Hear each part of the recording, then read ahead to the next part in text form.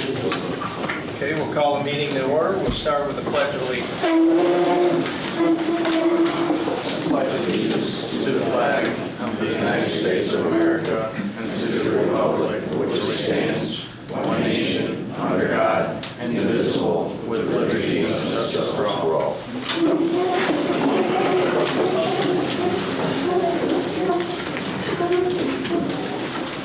Okay, so there's a lot of people in here tonight, so I would ask you to try to keep conversations between each individual down. If you want to talk to somebody, please step outside, because our town clerk has to take the minutes, and then our microphones pick up all of that, and she's not able to accurately get the conversations and everything if there's conversations in the crowd.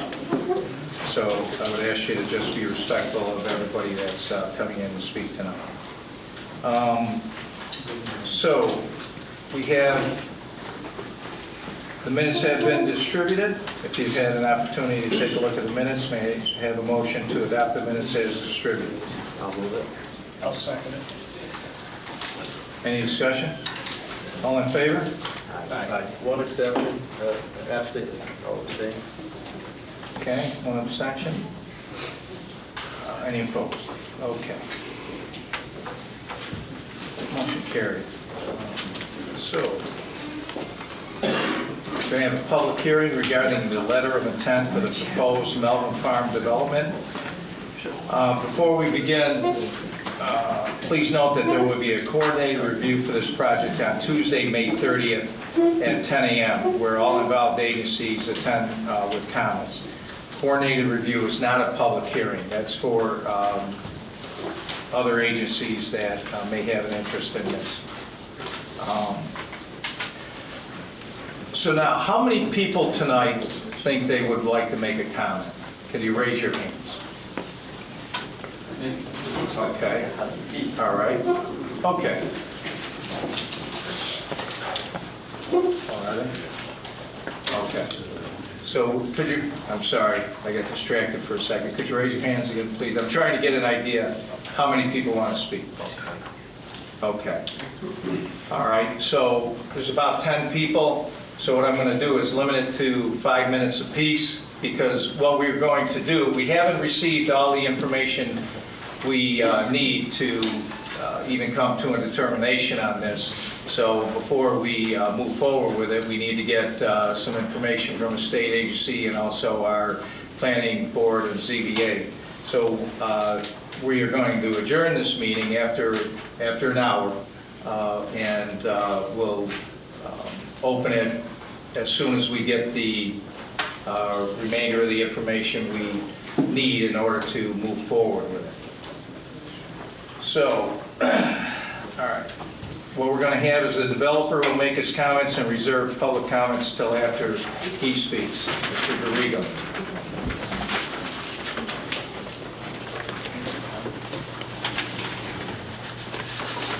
Now, before we get started,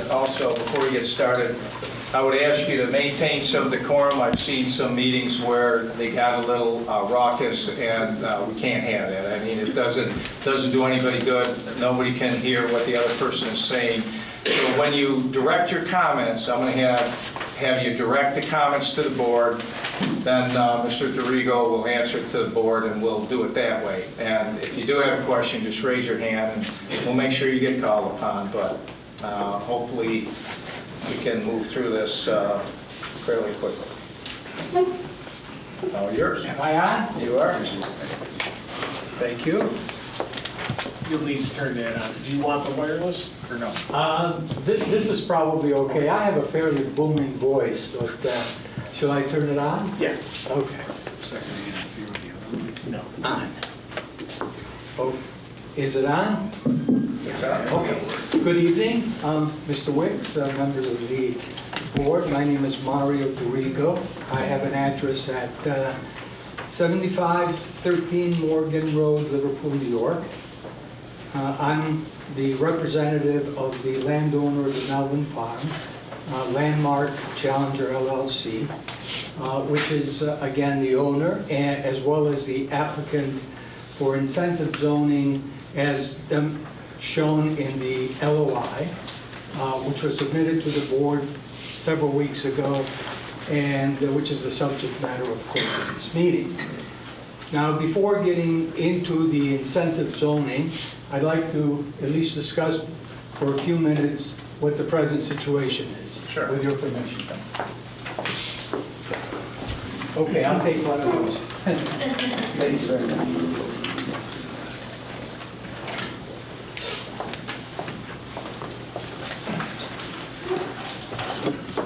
This is the Melbourne Farm. It represents 192 acres of land. Excluded from it is the old homestead that was there, is now very dilapidated, of course. That's about 9 acres. And as you can see, it's separated by Hayes Road. This map represents the total number of lots that could actually be built on under its current zoning at AR40. It's an agricultural AR40. And the total number is 172 lots. It would be very, very expensive to try and develop this land as an R40 simply because it's cost prohibitive in terms of what development costs are today. And so the only way we can do that really is through density. In fact, just briefly, a little history, there's Clinton Heights, Abbott's Landing, and Holly Ridge, all developed decades ago, and through an R12.5 actual zoning, it was changed from agricultural as the sewers advanced in that direction. So without sewers, it's almost impossible to actually develop this as an R4. Make sure you hold the mic up. Oh, I'm sorry. It's very difficult to develop this, in fact, almost impossible from an economic point of view as an R40. Is the green light on, Mario, on the microphone? The red light is on. Then you shouldn't develop it.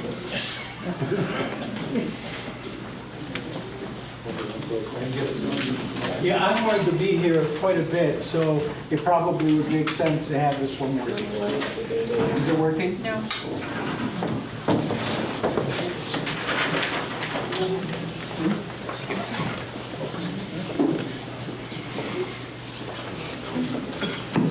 How's this? Oh, it sounds a lot better. All right, well, thank you very much. Okay, this is much better. Okay, now getting on to the actual incentive zoning.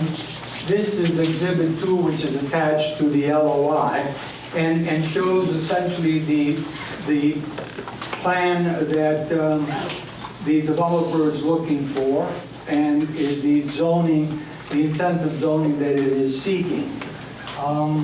What we have is, we're going to essentially subdivide this area into 7 lots, as you can see. This is Lot 1, which represents the apartments. Then we have Lot 2. This is farmland. We'll get into that a little bit later. We have Lot 3, which is the townhouses. Lot 4 is a solar farm. It's not part of this LOI, it's not part of the incentive zoning, but we had to show it in there for purposes of seeker, so that when the town does its seeker determination, it has all of the parcels in there. Again, this is before the planning board now. It seeks no zone change, no nothing. It's just there for seeker determination. So we have Lot 4, then Lot 5 is 17 residential building lots. Lot 6 is going to be forever green. That is, we're going to convey it to a land trust along with advice from the board. And Lot 7 similarly is going to be conveyed to a land trust. But before we do that, we're going to be conveying easements to the town within the lot as well as along here as the town may choose. That's part of the LOI. That they can choose whatever easements, and we would reserve those from the conveyance.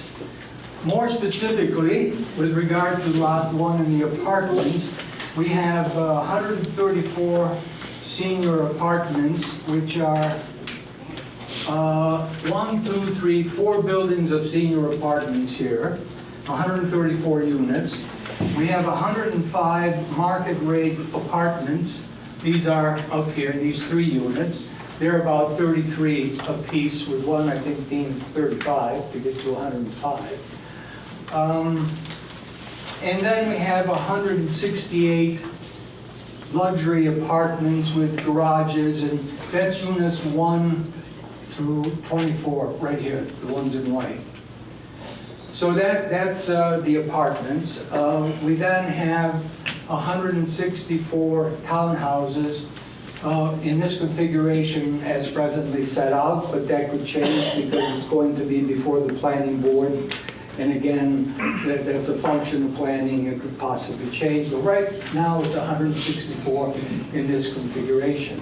Again, this is residential units. There's 17 of them in terms of size and so on. It's basically like that.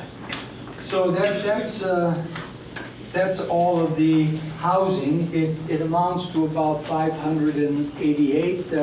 The LOI says that we will not exceed 590 total residential units in the development. There's also, by the way, a clubhouse here. Isn't there a swimming pool, Ken? And a swimming pool. We didn't show it here, but there is a swimming pool. And I believe that is going to be serving the apartments, correct? Okay. So you said 134 senior apartments. After that, you said 105. What market rate apartments? Yeah, they're just market rate What apartments. does that mean, market rate? Low income. Not Okay, hold on. All I'm sorry, right. I just didn't hear someone. Okay, but you'll get an opportunity to ask Mr. DeRigo. Actually, you're going to direct your questions to the board, but we're not going to have people just yelling things out. We have chaos in here. I want to make sure that everybody gets an opportunity to ask their questions, but it has to be done orderly. So, Fine, I just didn't hear him. okay, well, we'll clear it up for you. Thank you. Okay, so we're all clear on that. Just briefly, I want to talk a little bit about Lot 2. We're working with the Abbotts to basically trade that with them. There is an environmental easement that restricts the land to farming only. There will be no trees on it, no structures of any kind. It's just for farming and farming recreation, non-motorized recreation uses only.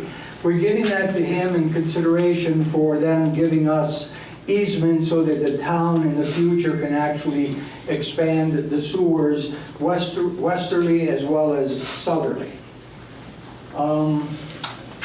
Other than that, I think we're done with those. Now, benefits, incentive zoning, we have to give something for what the town is giving us. We are going to be building... Speak in there, Mike. You gotta use your mic. There you go. Sorry.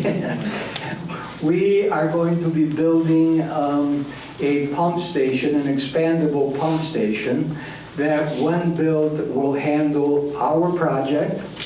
It will handle Palmer School, which is up here, and will have additional capacity of 300 additional homes. That's as we build it. It is expandable with a modest price to about 1,500 homes. So by having the pump station down here, the town can actually service 300 additional homes in addition to Palmer School and can expand it with a modest cost to a total of 1,500.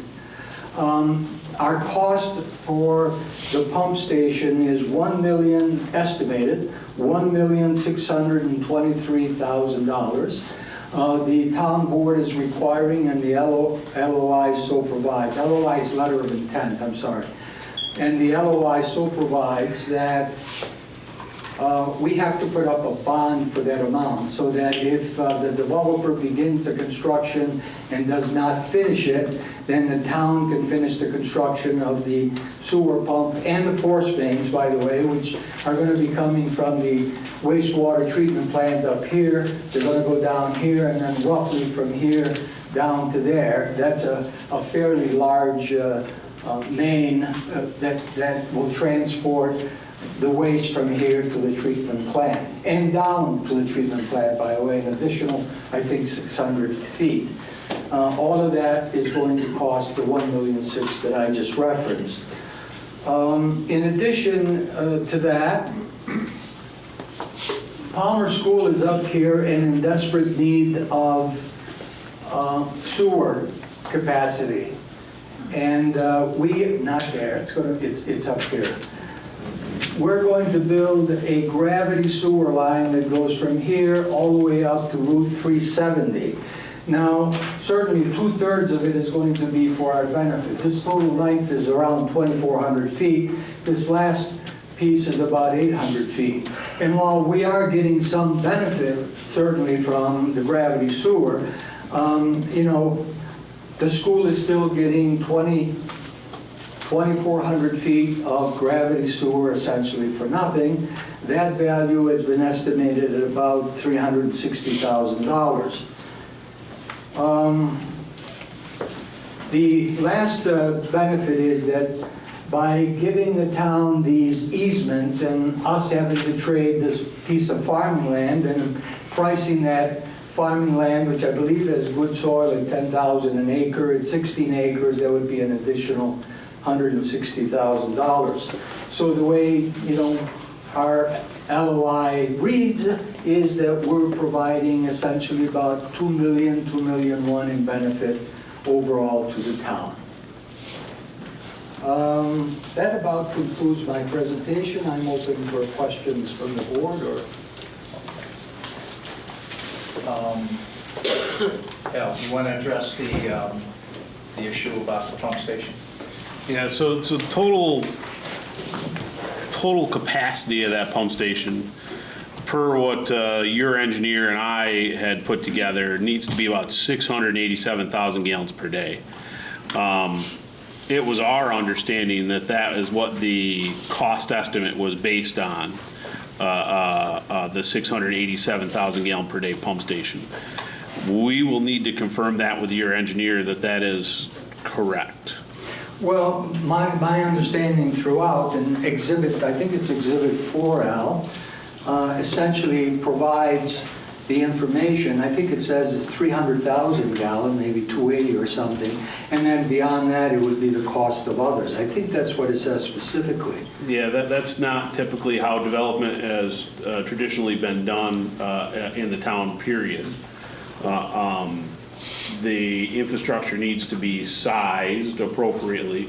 Now, if it's adding a pump, well, that's one thing, but the wet well and the force main needs to be sized to handle the estimated 687,000 gallons per day flow.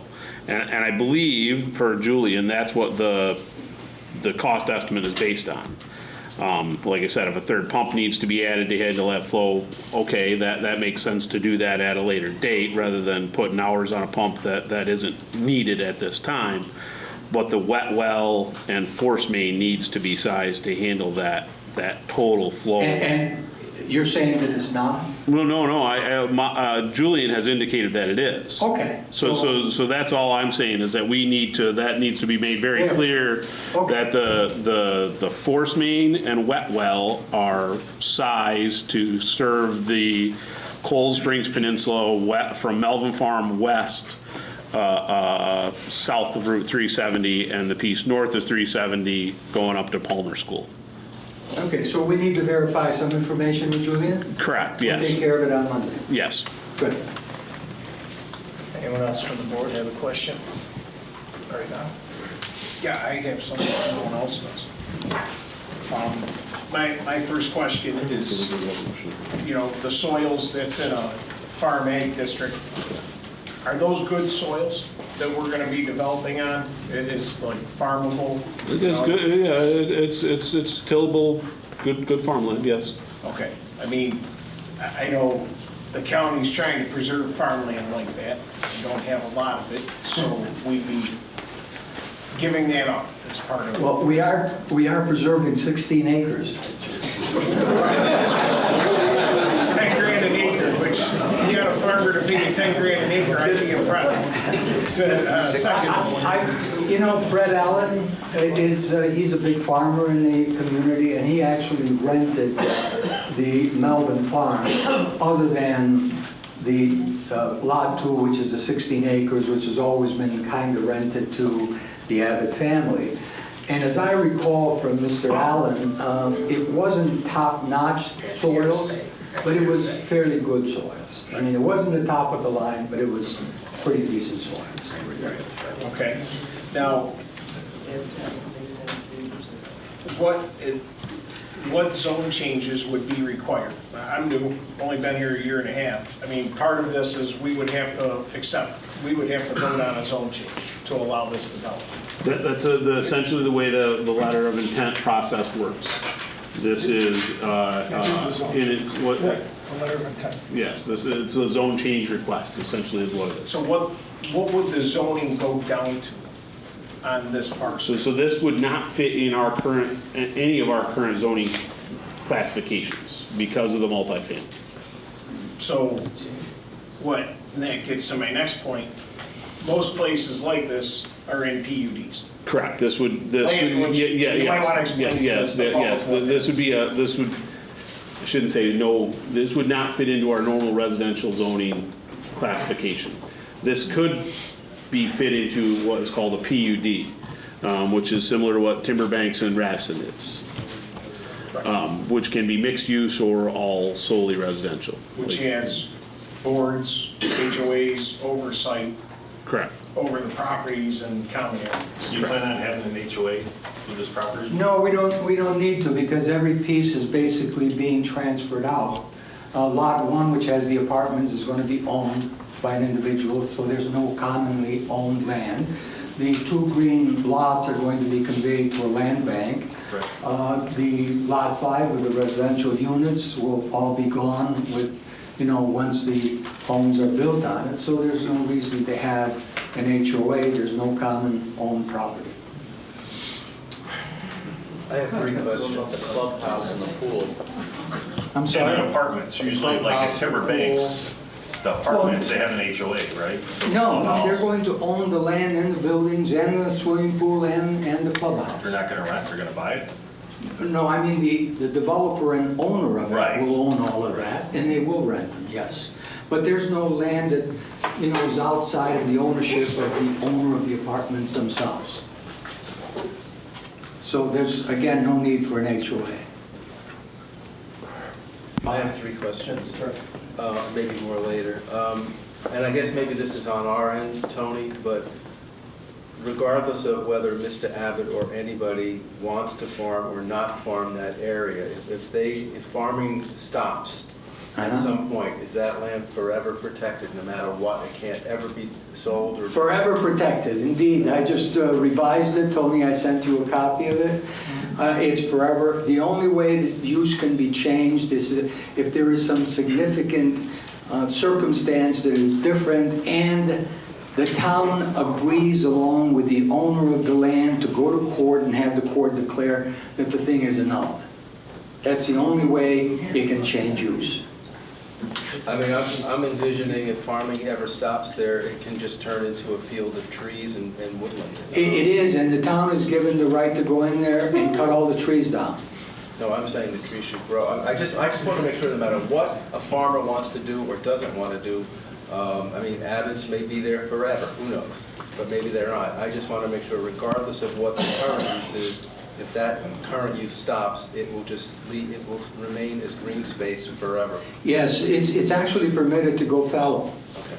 Yeah, and again, trees can self-germinate, and at some point, the town may choose to go in there and cut those that might block the view. It does have that right.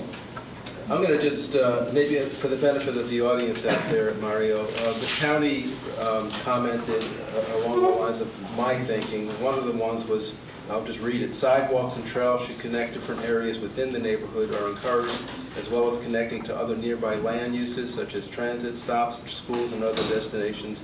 And let me combine that. The town is encouraged to explore how this development will enhance planning for a greenway trail along the Seneca River, including connection to the village of Baldwinsville and establishment of public access opportunities along the waterway.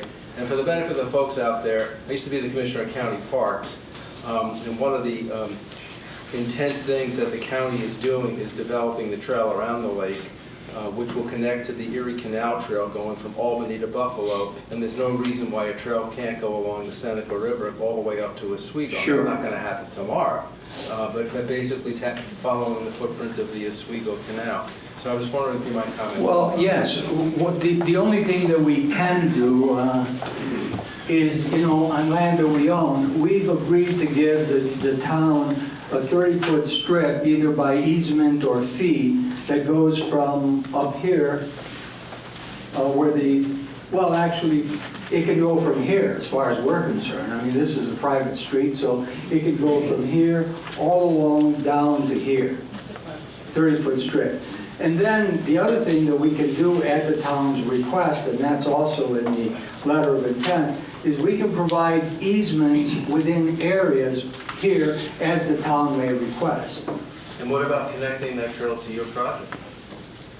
Well, at one time, we were actually talking about providing these easements with pedestrian traffic, but that raises liability issues for the owner, and I think one of the early drafts that we had was that the town would indemnify the owner for any damage, injuries, you know, that might occur along there. And I think it was decided after that that we better just, you know, take that away, because again, the liability issue.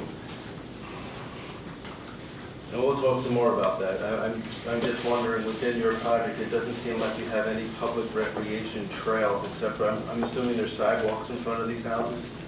Well, I think there are some sidewalks around here. These are sidewalks, these fine lines around here. That's what the engineer told me. Those are sidewalks. So we do have sidewalks along, you know, along the apartments here on the outside. Just, you know, we're not going to solve it tonight, but just for the record, And- it'd be interesting to me to see if you've got some kind of walkways within your project. There's also a walkway that would ultimately connect to a trail along the Seneca River if we ever build it. The other thing is, it's a street, although it's a public street, it's only going to be local traffic, so people could walk on the street, right? Yeah. Look at my neighborhood on the street. That's all I have. I think Pete had a question. How many miles of town roads would that create? I don't have that figure off the top of my head. I can say that at the density that is proposed, it would be, from a unit per mile standpoint, very beneficial to the town from a highway tax standpoint at the proposed densities. And I just had one question. On the 17 houses on the east Right. side, would the developer entertain bringing that back out to Hayes Road, or was that discussed previously? And just from the highway issue, going in, turning around. The street, maybe I missed your question, but the street does go to Hayes Road, right? It opens at Hayes Road. Yeah, it doesn't go back around. It's a circle, right? Oh, I see. You mean as a U? As As a U? You're saying, should it go this way? Right? Yeah. Back as a U? Yeah, because the highway supervisor will probably submit, you know, after he sees the project, he might ask different things about it, and one of the things we had talked about is possibly bringing that back out. I probably don't see a big issue with that, you know. I just wanted to ask the question. Yeah. We think the cul-de-sac is probably more desirable from, you know, a homeowner point of view. They like cul-de-sacs. But if, you know, there's some issue where it's better because we should turn it into a U, we can do that. Okay. Anything else? Okay. So, maybe I'll have a motion to open up the public hearing. I'll move that. I'll second it. Okay, all in favor? Aye. Okay, as I stated before, if you have questions, if you raise your hands, I'll call on you. Okay, I'll call on you, and anyone wishing to speak against or for the letter of intent. Yes, ma'am. Yes, just curious where any of the information for tonight's hearing was posted publicly. This is a public hearing. Yeah, this is what happened. Hold on, I only have a certain amount of time, so I'd like to ask a couple questions.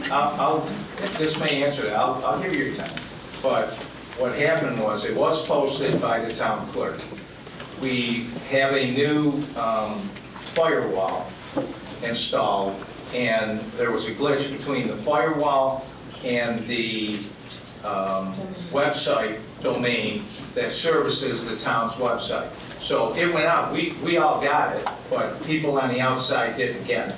So we're working to correct that, and if anybody needs any of the information that you don't have, if you leave your email with our town clerk tonight, she'll send it out tomorrow. Okay, so I'm going to start my 5 minutes over again. Where was any of this information posted publicly? The agenda for tonight's meeting is required to be posted and made available publicly at least 24 hours in advance to an open meeting. Any subsequent exhibits that are being discussed must also be posted and be available during a public hearing for the public to be able to review during the meeting. This hasn't even gone before planning board. There needs to be intense planning board review. There's a huge seeker process that needs to be followed with a lot of DEC oversight. We, as the public, would hope that this process will be fully transparent, that all open meeting laws will be followed with all of these meetings. This is of great importance not only to this town, but this whole central New York community as well as the state. This probably wouldn't be required to go through zoning and a comprehensive plan review as well as county oversight. Thank you. Can we give your name? Susie Q.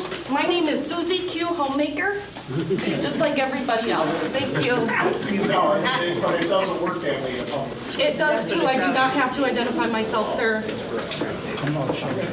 Thank you. Okay? Yes? So we have a signboard on the outside of the town clerk's office where everything is posted. Yeah. So that legally, it has to be done, and it was done.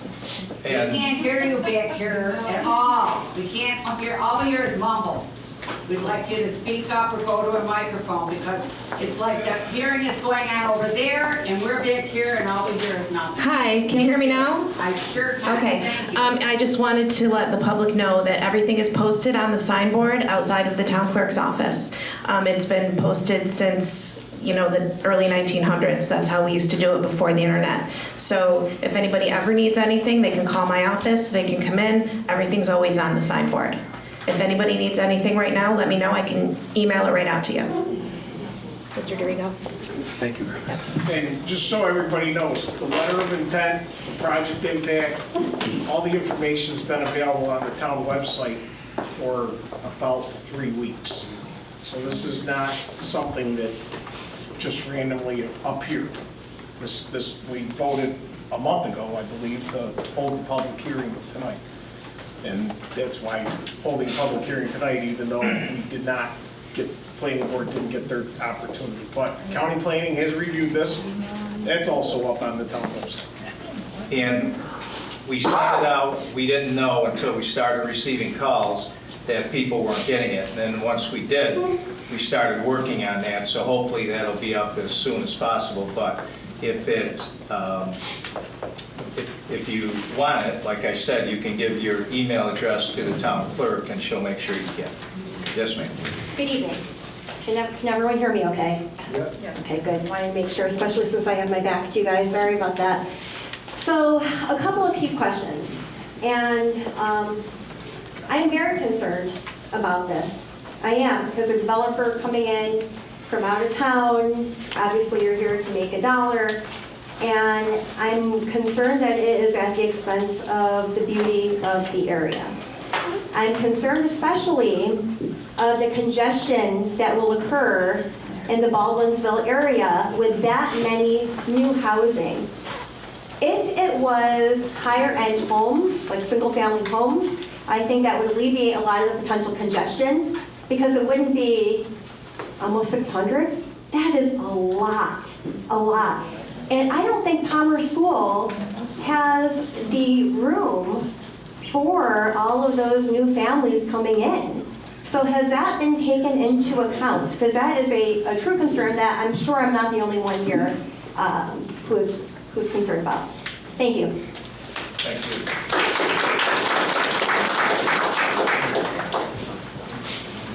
Yeah, I'm not here. Oh, I'm waiting for the answer. Oh, an answer. We have a traffic report that has been submitted to the town that basically says that the existing roads can handle the traffic from the 600 homes. Okay, hold on. Excuse me, Hold on, excuse me. hold on. Absolutely. You got, no, hold on. Oh.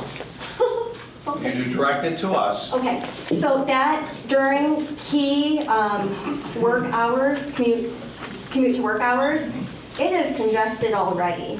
So I don't know what kind of survey he took. I'd be interested in taking a look at the data. But I can tell you, it is backed up in the mornings and in the evenings. Okay. Well, be that as it may, I am telling you, and the board will agree, that we do have a traffic report which does address the issue. And equally important, before the full development of this project, the developer has to get permits from both the state Department of Transportation and the county. So these issues will be addressed. What about the room in Palmer? How is that being addressed? Well, we have the representatives from the school district tonight, and we can, hopefully they'll come up and address those questions for you. Unfortunately, I can't stay till the end, but I look forward to hearing the minutes. Will the meeting minutes be posted? They'll be, yeah, but Yeah, she when has, they're done. yeah, she has to do them. But they'll be, They won't PAC-B is here immediate. recording, so if you go to our website, when it's up, again, and click PAC-B, it takes you to YouTube, and all of our meetings are on there, so you'll be able to watch the meeting. All right. I'm not the only one who's concerned about that. Okay. All right. Anyone else? Fred Birch, Plainfield Road. I live on the opposite side of town of this development, and it still kind of bothers me. I'm pretty sure I've lived in the town of Lysander longer than anybody on this board. I know you grew up in Van Buren, Bob, but I've spent every day here in Lysander. When I started, the population was about 11,500. With the existing main roads that we have right now, our population now, they say it's 25,000. I don't believe it. I think it's north of that. You can have somebody come out there and sit in a county truck for an hour, 2, 3, 4, 5 hours and do the study, and that's not the same as the people that live there. Mr. Dinsmore, who lives down the street, that see how long it takes to turn off a road in a village. There's businesses that are losing opportunities because people are bypassing because it's too difficult to get in and out. If they can't keep on going right, if they have to turn left, they just avoid it. And I think a lot of our businesses are losing opportunity. At one of the previous meetings I had, after meeting discussion with our supervisor about the traffic congestion and how I was concerned about that. And you mentioned, you know, there was talk about that it being a lot of senior housing and they don't drive too often. I don't know any seniors that don't have Amazon delivered to them or prescription drugs delivered to them or don't have the grandkids come and visit them. There's almost more traffic with them than there is just a regular person, in my opinion. You know, when I grew up and I went and played ball games at other places, you've heard this before, the people from Cowtown are here. And when I think back and look about it, the only farm in the town of Lysander that ever had cows that I'm aware of was this Melvin farm. And I love Cowtown. And I understand people own property and they want to develop it. I don't like this R20. I believe, it's my opinion, and I'm sure I'm going to get yelled at by Mr. Moran for having an opinion, but I think this was done in a cluster way with multi-housing to get away from the different zonings that our town has, R20, R40, and I think by putting multiple different types of housing in there, it's like a special district that can kind of avoid that. And I like the heritage of our town. I like the integrity of our town. I don't want to see more roads go in or more development go in without alleviation. When we talked about the bypass, $52 million, that would help out tremendously. But I think that's something we get in front of it, not at the back end of it. So if we're gonna cram more houses in, what's the incentive to the people that live here? The incentive should be to lower the tax base so that we're not paying so much to the school in the town. The town, we don't pay a lot, but the school. When I've seen our town develop and double, and I haven't seen our taxes ever decrease. So I don't see the incentive, and I'm just concerned. We're losing farmland, we're not gonna get any of it back. Your comment about what Mr. Fred Allen said earlier, I believe you're an attorney, that's hearsay. I'd like to get Mr. Allen here to say that. Because those guys work a lot of land, and a lot of land that's worse than that. I appreciate your time. Thank you.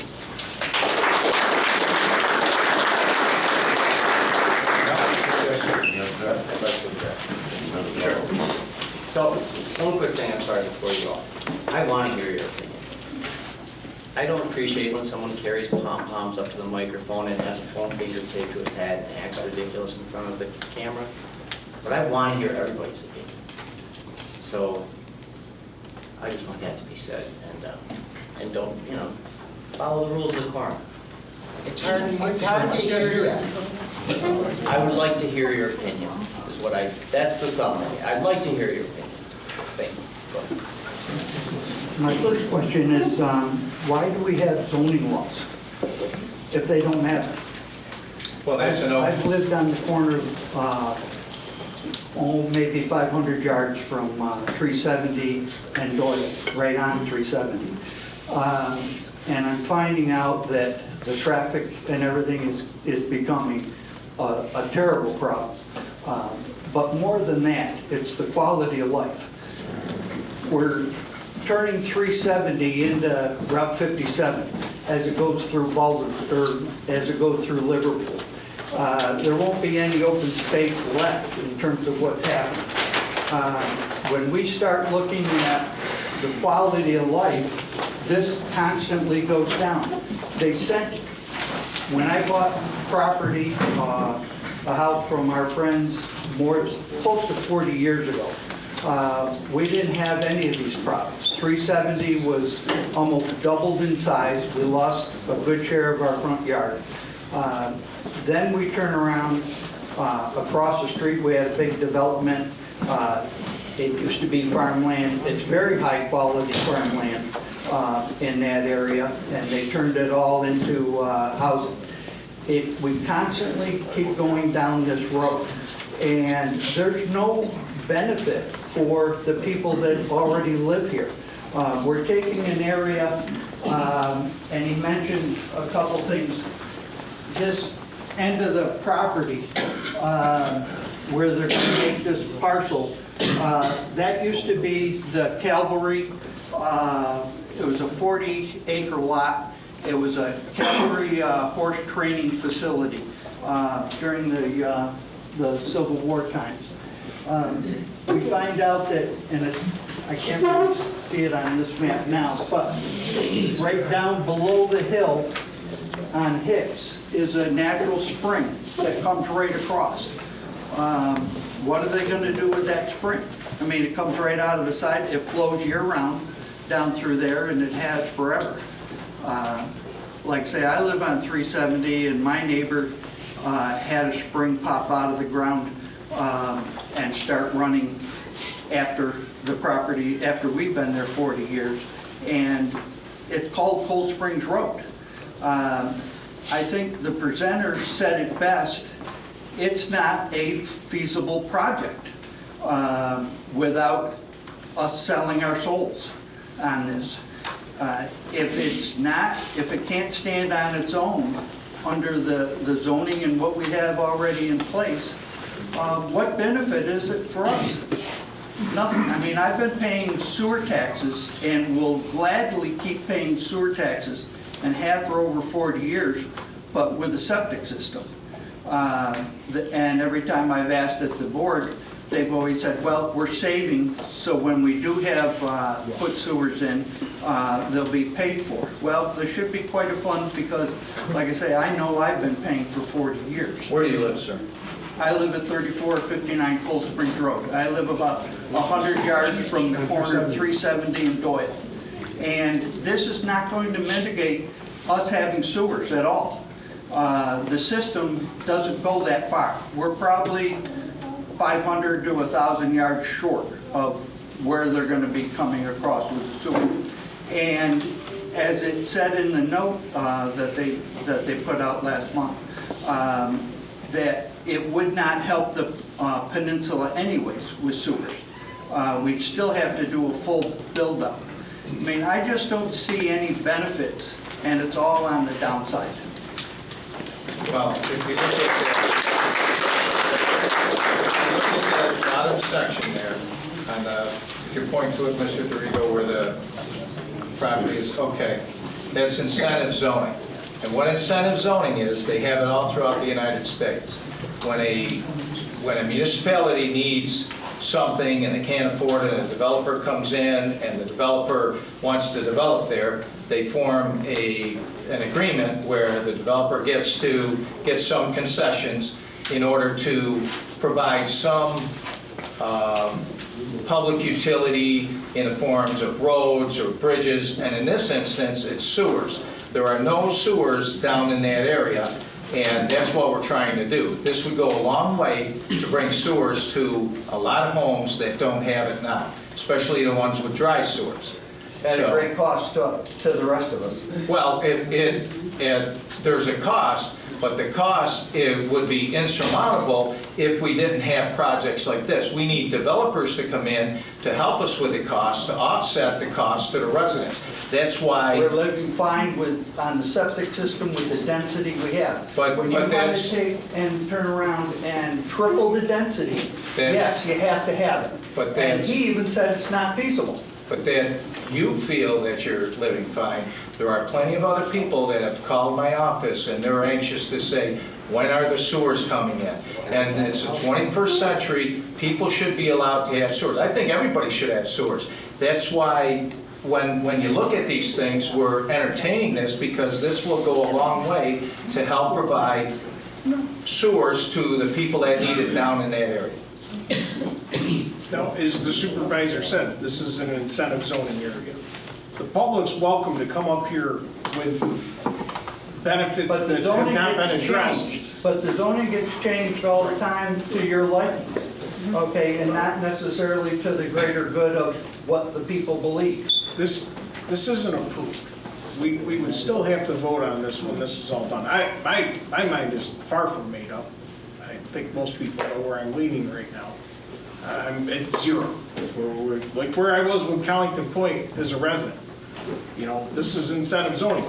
People can come to us and give benefits out that you think we should ask the developer for. This is a negotiation. Well, then have them put in septic or sewers all for the entire peninsula, if it's that beneficial for them. Right, but that's where you can walk up to the mic and go, you know, I'm 1,000 feet away. I could live with this if we get sewers down the road. I still wouldn't want it. I'd rather put a new septic system in and deal with that versus the density of what you guys are looking to do. That's fine. It's going to look like Liverpool, where there's not left. For someone that does live 1,000 feet away, I would trade it. Hold on a second. If you want to speak, come on up and you can do that.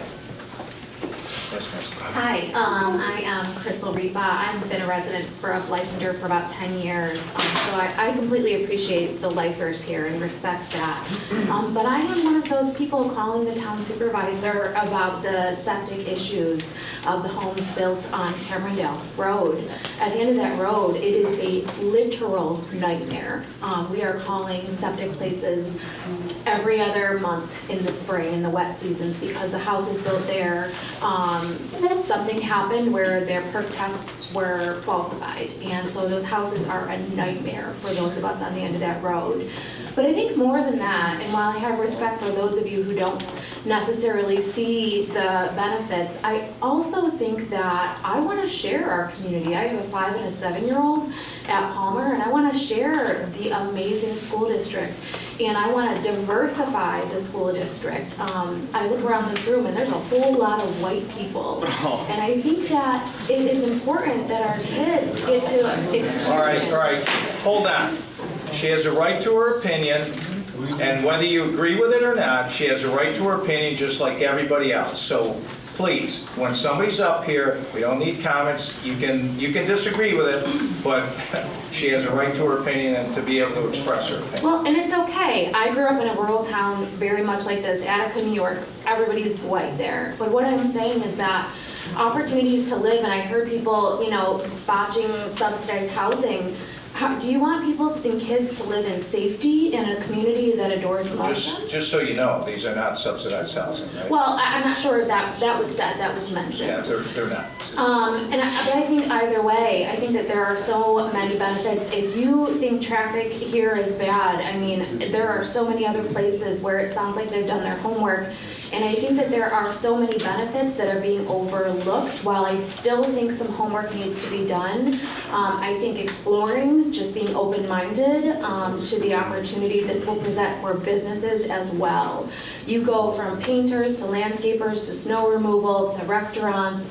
I mean, those opportunities for our economy in Lysander are huge. So that's just my 2 cents. Thank you. Thank you. Okay, yes, sir. Yeah, now on your development, the green area is... Okay, could you direct it towards me? All right, the green area is for not to be used at all?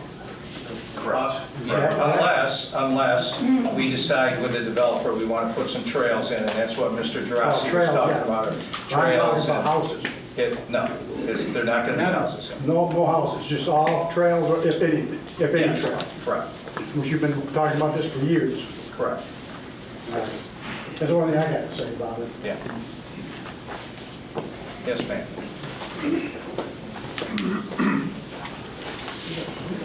Hi, I'm Paula Campbell. I live on the corner of Perryville and Zerbuck. And for years, we've been told by the board that sewers are going to come down at some point in time. I own my parents' house, so I've been there a long time, my whole life. And every time we get our hopes up, because we paid for the sewage treatment plant on Barber Lane. It was supposed to come right down Gordon Road. We were all going to hook up. They did a big study on sewage going into the Seneca River. And we were all excited, we're going to get sewers. And I don't know what happened, the ball dropped. They cleaned up the lake. They're still pumping sewage on Gordon Road into the river. It's going back into the lake. And now we have a golden opportunity to bring sewers down and clean up the Red Rock area and make our properties worth a little bit more. Our assessments keep going up, our taxes keep going up, and the property is, as far as I'm concerned, it's dead. The roads don't get paved properly, they're rounded. Even the snowplow drivers are complaining because they're domed. It just seems like we're paying more, we're overlooked, and there's a lot of people that live down there that would love to have sewers. We had water put in, which was wonderful, but now we need sewers. And we're in a low area, so when it rains, we flood. And our water table is so high that our downstairs bathroom, the toilet won't even flush when it's very rainy. We have to use the upstairs bathroom. Thank God we've got one. But we don't have the luxury of pumping our dirty water into the river. So I would like to say that I think Red Rock area should be taken into consideration for once and use this opportunity to bring those sewers down and have the town of Lysander extend them and clean up that whole area. and I can assure you we've been talking about that the whole time, so you're not being overlooked. Thank you. If we develop if this project goes through and we're able to get sewers in that area, Red Rock would be one of those areas that would be included in the sewer district. So there'd be a lot of homes in there, all the way up to Palmer School. And a lady was here, I forget where she is, but from Barbara Lane.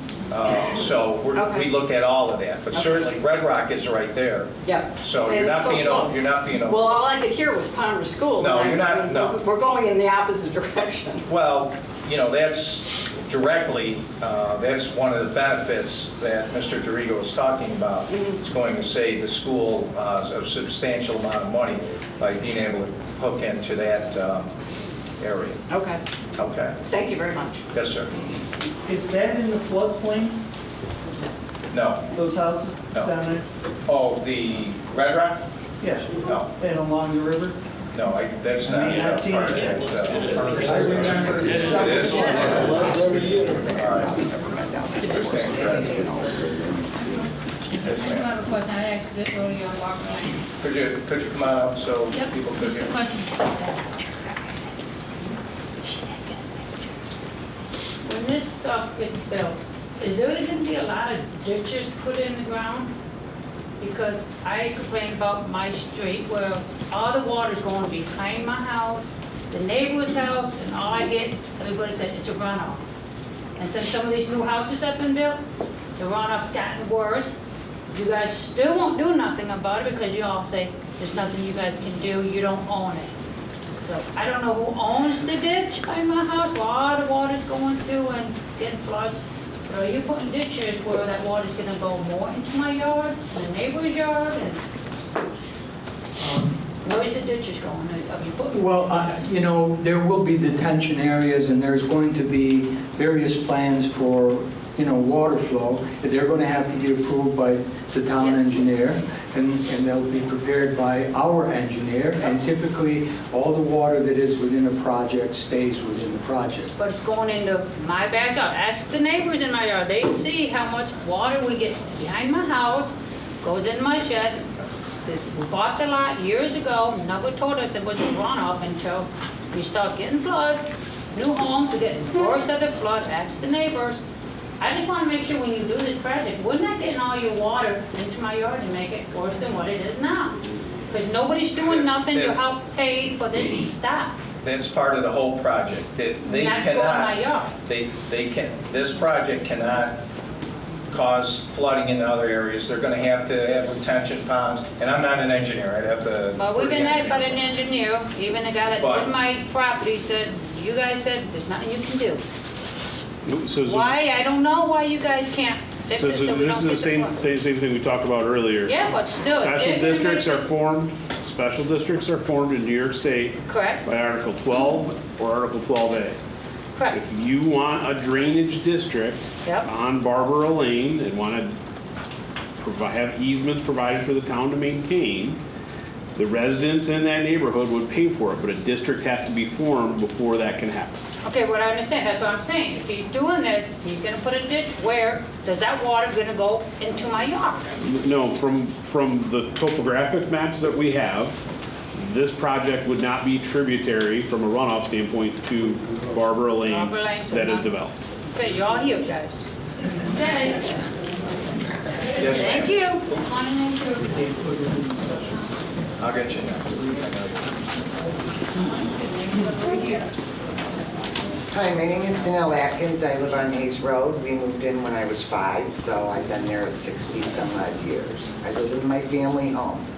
As far as the gentleman talked about the traffic study, and he did say that the traffic, that the roads could handle it.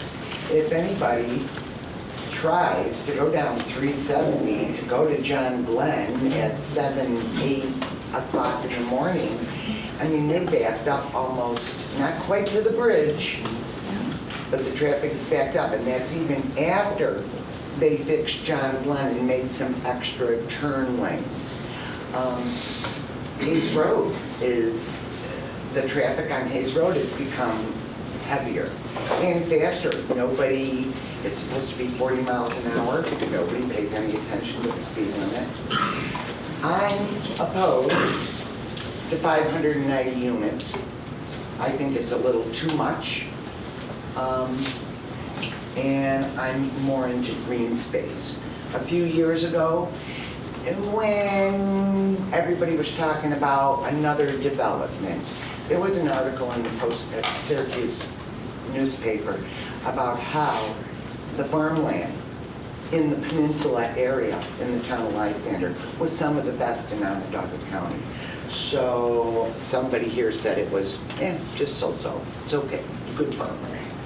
Well, that's not what the article in the newspaper said. Thank you. Thank you. Gentleman in the back.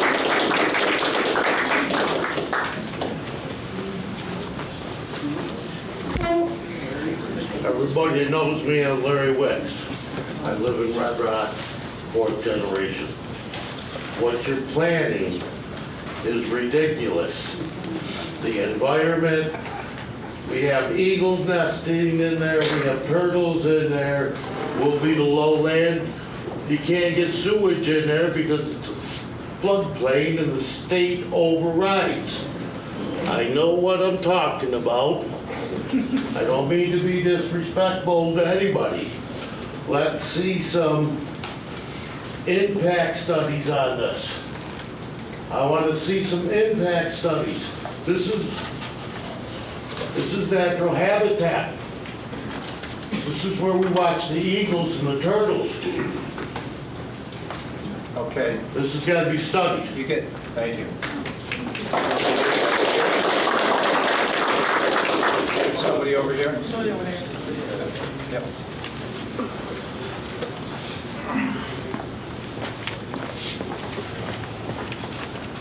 Good evening. My name's Chuck McFadden. I'm a Hayes Road resident. I'm a fire commissioner and a firefighter.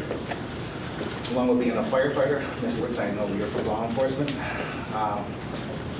My major concern with putting this much housing in our area is, there's many, but what concerns me most is fire protection and police protection. We have very little police protection as it is now, and our fire department is quite small, and I know with people, we may get new members, but as that's being built and as 3-story, 4-story buildings are going to be there, we're going to have a ton of mutual aid to handle all this stuff. And I just want to make sure that if this happens, that safety is first. I mean, Danelle spoke about speed on Hayes Road, but if you come off of Hayes Road on the 370 in the morning, those cars are headed down 370 at 65 miles an hour. I know I've answered many of accidents on the corner of Hayes Road and River Road, especially. People trying to get out because the cars on 370 are hauling down that road. So my main concern with all the other stuff that people are talking about is safety. Police safety, fire safety. So before we approve anything, I would like to know that it's a good plan, that we have some police and fire protection. Okay. Thank you.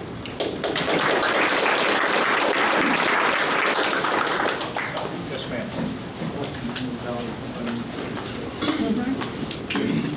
My name is Amber. I live on Silver Road, right across the street from Larry. Up the road from Shock. I got BC, Bill up the hill up here. We got a lot of red rocks here. I've got a lot of concerns. Some of them have already been voiced, but I feel like I've got to voice my own as well. Can the schools in Beeville handle this amount of kids, this amount of potential people coming in? My daughter went to Palmer. She's now in Derby, and it's overcrowded. We've got another couple students here who've been in Baldwinsville. It's overcrowded. So we're going to add more families with potentially more kids. I don't know if our schools can handle it. Our roads can't handle it. I've been in Red Rock for 20 years now, and every year it gets busier and busier and busier. And when I come off Hayes Road, I better floor it, or there's going to be somebody up my butt. You got to drive quick. Coming down Hayes Road, they do fly. When my daughter goes for a walk, I don't want her on Hayes Road because they fly down there. Now we're going to add more people, more cars, more traffic. Our cute little Red Rock area, and I know it's selfish of me, but it's going to go. I've got pictures on my birds from pulling over and watching those eagles in the fields where there's now going to be houses. I watched the turtles come up in my neighbor's field to lay her eggs. It's just, and we've got deer. There's now a wolf up there that we saw got hit. There's toy dogs up there. There are animals that are being pushed out by other areas because of developments that are coming into our area. I'm glad, I'm happy with that. It makes our area special, a little extra. But where are they gonna go now? Now with all this more development, where are they gonna go? This really needs to be considered, the impact. Throwing in some septic system or sewage, okay. I'm fine with my septic. I'm fine. We get it pumped out, we get it fixed, we're good. We have our cute little Red Rock community. We all know each other. We all back each other up. Add to that, our fire department is small. I am part of that. I just remembered that the other day. Haven't been to a couple meetings. But we are small. There's not a lot of us there. So now we add all of this, we're gonna need more help, and add to the policing. The only time we see a police car go through our neighborhood is if somebody did something wrong. And it doesn't happen often. And then we all laugh about it after the fact. Sometimes it's Larry. But we love our little community. And as much as I know somebody said they want to share their community, in a small scale, not this size of a scale, it is going to hurt all of us. It's just going to take away from our quality of life. And I have never been to a meeting before. Usually I'm just like, what are you going to do? Nothing you can do. This one, because it is so close to home, I felt obligated to come and just voice my opinion, even though a lot of other people have said the same things I said. Please take into consideration what this will be doing to Red Rock. Throwing out some septics, and we might move if this goes on, because it's not going to be the little area that I love, that I can go borrow sugar or something from BC and wave a bill up the hill, or, hey, what are you guys doing? You got to keep that on energy too. Just really please take into consideration the impact this is going to have on our little area. Thank you.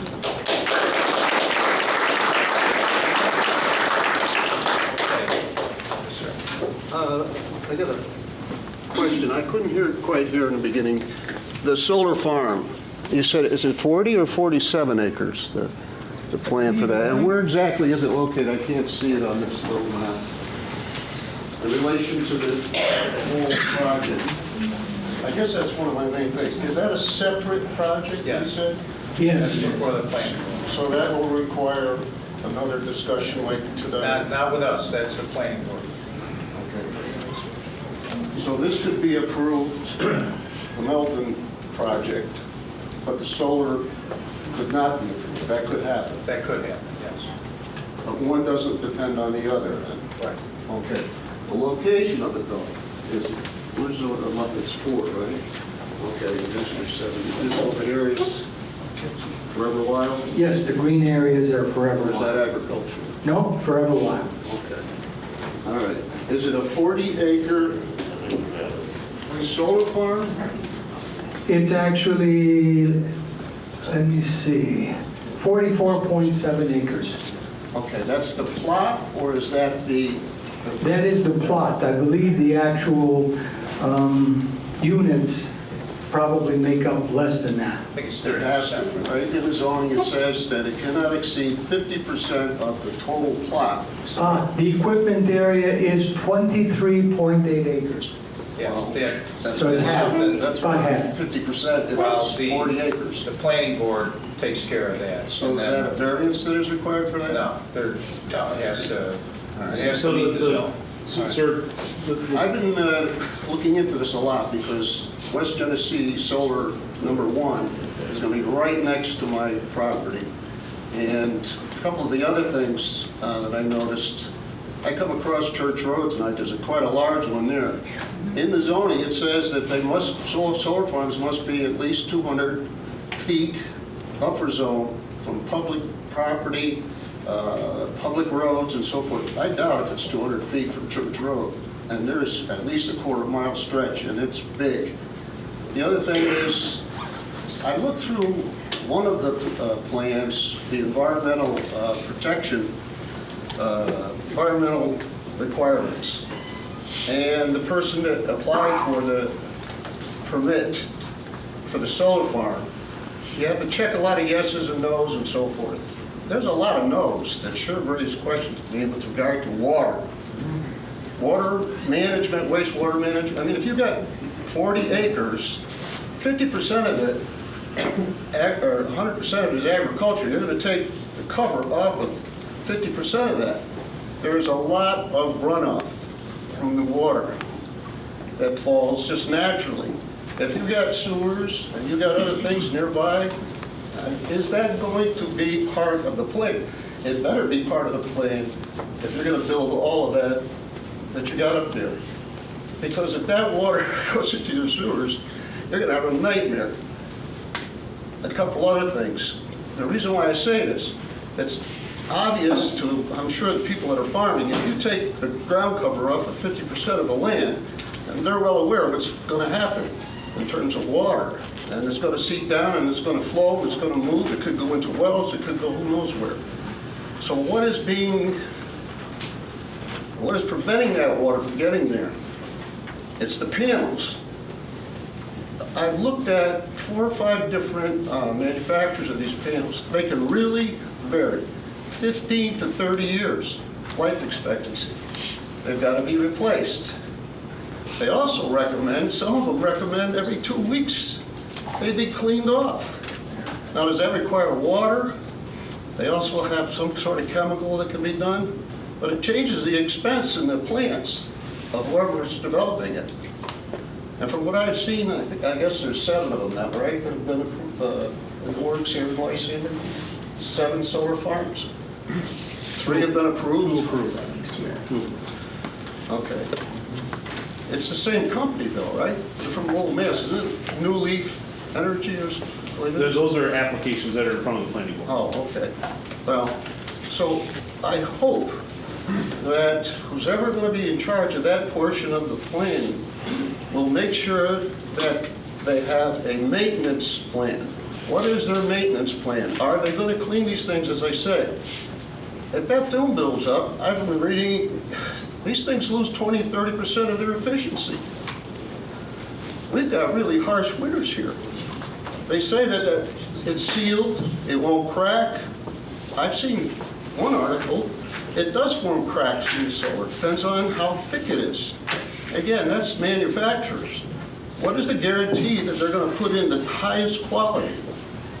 I would hope that they're going to have to, if it does get approved, that they better put up a mighty big bond to take care of the maintenance that has to occur, insist that they create a maintenance plan, follows manufacturers' recommendations. And I would think that the other big thing I've been reading about is what happens if it goes belly up. What happens if there's enough problems, or maybe this doesn't, I mean, this is fairly new technology to us. And you realize we put a moratorium on solar farms for 6 months, right? To look at for all of those reasons, to look at all of those things that you're talking about, to revisit our current solar town codes, and then I'm fairly certain that there's going to be some changes in our town code, which would require a public hearing. So you'll be able to express those opinions at that. If Church Road is any indication of a buffer zone that has berm and trees that are... I don't want to cut you short, but this, I understand what you're saying, but we're going to have a public hearing on, we will have one on solar, but this is specifically about this project, so. But this is another thing to consider, because... But it doesn't have anything to do with this project. That's a standalone project. I disagree. It would have a lot if it is not done really efficiently and up to some really high standards. Because if they have to go in, there's going to be roads that go in there if they have to maintain it. And what are they going to use to clean these things off? Okay, there is a panel that can be made that's self-cleaning, they claim. That's the most expensive one. Is the developer going to put in the very best high-tech ones?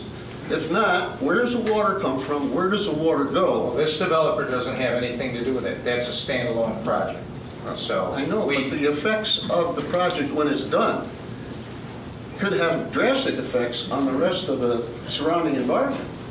So you have about 30 seconds if you want to wrap it up.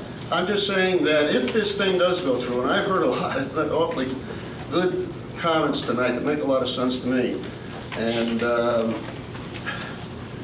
there's other things to think about that could get slipped through the cracks here, you know? So I hope you will consider that in the decomposition of, or the decommissioning of it. Better be spelled out good. And most communities require a large bond by the developer. We do, right? Yeah. We do that here? Yes, absolutely. Okay. All right, thank you. Is there We've been going on for about an hour and 15, so that's the last comment I'm going to take, and then we're going to adjourn the, all right, I'll take two, and that's it. Come on up, Mr. Dibs. Just a public, it's not a big job. Okay, three. We've got three. My name is Gene Dinsmore. I live at the corner of Highland Drive and Route 370. So I see every day the number of cars that are coming past this project. And I also see Mario, who I like. Because when I was the highway superintendent, we were building that. I remember that. Yeah. And most of the things that he's done have turned out pretty well. I got to give him that. All of them. Well, I don't know about all of them, but I think I'd be real careful about the number of houses that we're putting in, the number of housing units, due to the fact that everything's got to funnel down either Hayes Road or Hicks Road to get out of there, okay? And the traffic on 370 down to the corner at John Glenn Boulevard is a real problem, especially in the morning and in the evening. It is a real problem, and so what we really need to do, all you people, is count the number of housing units. Okay, okay. Count the number of housing units, double that to make 2 cars for every housing unit, and then you know what you're going to confront down on John Glenn Boulevard every morning. Okay? Thank you. Yes, sir.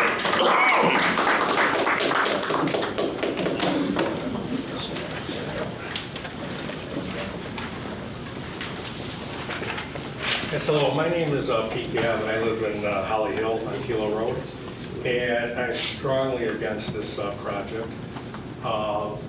We don't need 588 more residents in that area. It's way too dense for that location.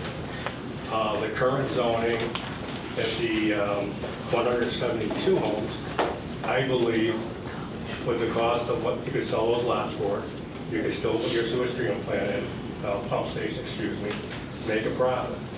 What's happened here basically is the density of this is making the developer a lot more money because the lot cost, the reoccurring rents, and I don't know that I understand correctly, you got apartments and townhomes. The apartments are being rented until, going forward.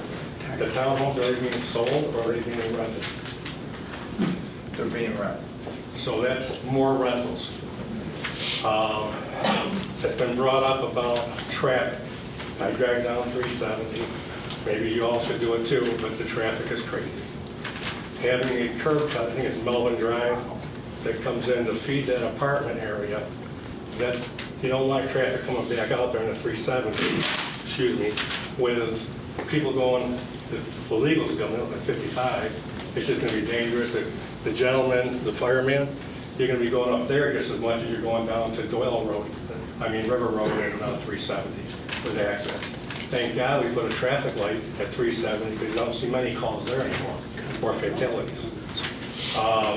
Putting 1,200 vehicles into that area, coming out to Hayes Road, they either go down around and come out down by the what is it, not the VFW, the Elks Club, or going up to Hayes Road. That's just going to back up traffic everywhere.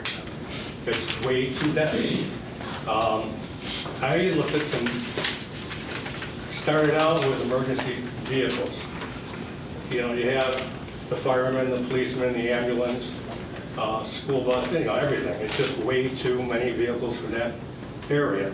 I built 32 years ago, loved coming up John Glenn, You know, it's pretty much a lot like it is now.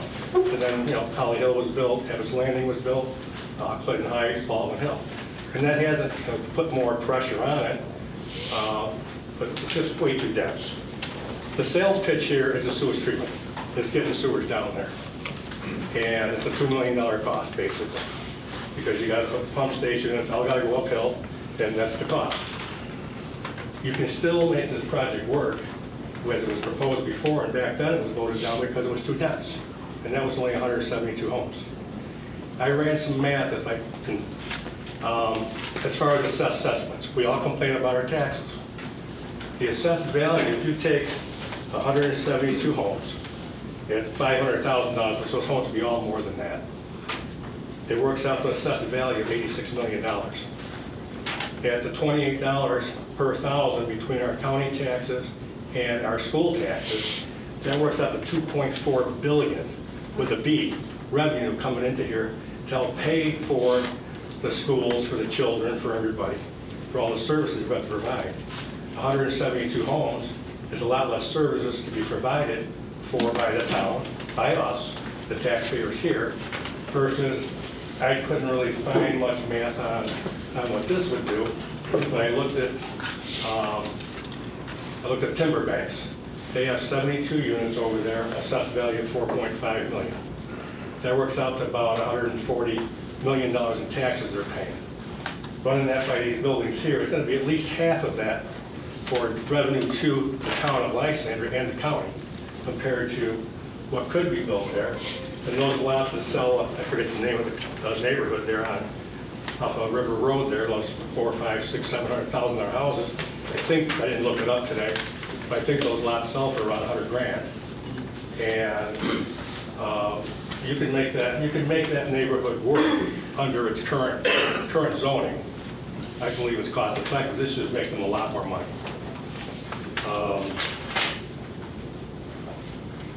If you talk about the sewage treatment plant, you talked about flows.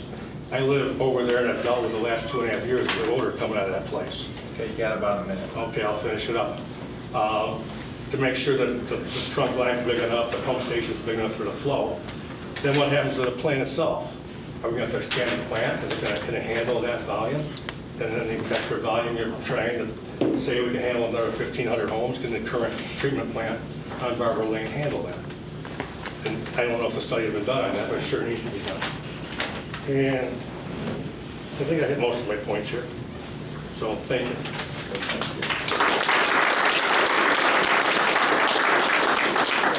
Yeah. Okay, after this gentleman, we're going to adjourn the hearing, so. My name's Darren Edger, I'm from Holly Hill. Appreciate you coming in. You're not the developer, you're not the engineer. Obviously, you don't have some of the answers that we're asking for. They're kind of arbitrary. I'm your biggest hunting, fishing gatherer. I've got no social media. I don't watch the news. I don't watch TV. Nice thing about Beeville, it's not Camillus, it's not Cicero, it's not Clay, it's not overrun. A little bit of selfishness here. I know we're talking about the sewage, pump station, everything else. I've got 2 little kids that go to Palmer. They just started going. We put that many people in there, the ratio of kids to teachers goes up. We're trading sewage for our kids' future, our kids' education, okay?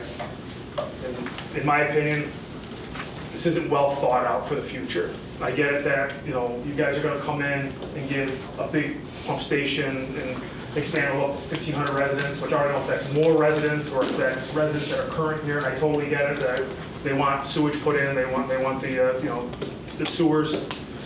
But in the end here, I'm just asking that you take a look at this and realize that my wife is an educator. She teaches in the school system. Right now, with how high this has gotten over the last 17, 20 years that I've been here, the fights have gone up in the schools, the larcenies have gone up in the schools, the police their call volume has gone up a lot. The ambulance calls have gone up a lot. I'm just asking you to think about this. Please don't trade our kids' futures, our educational futures, because it comes out for the sewers, okay? That's all I'm asking.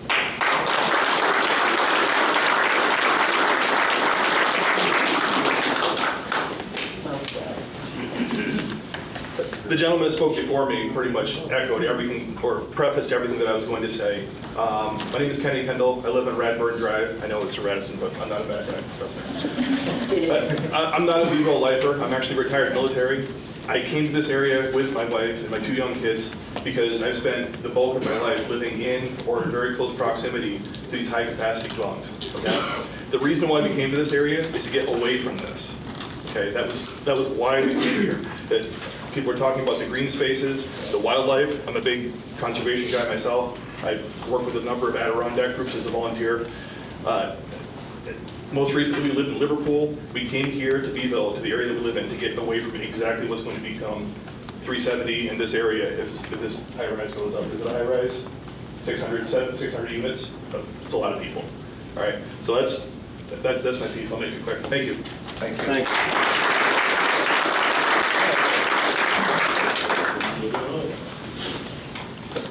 Do we have a show of hands of the people we're that are opposed to this? we're not going to do that. Okay. What we're going to do is may I have a moment? I told you we're going to adjourn the public hearing because we're going to open it back up at another time when we have more information. And again, people that haven't had an opportunity to speak, they'll be able to speak at times. So what I need, may I have a motion to adjourn the public hearing? Was the school district, speak? I'll ask.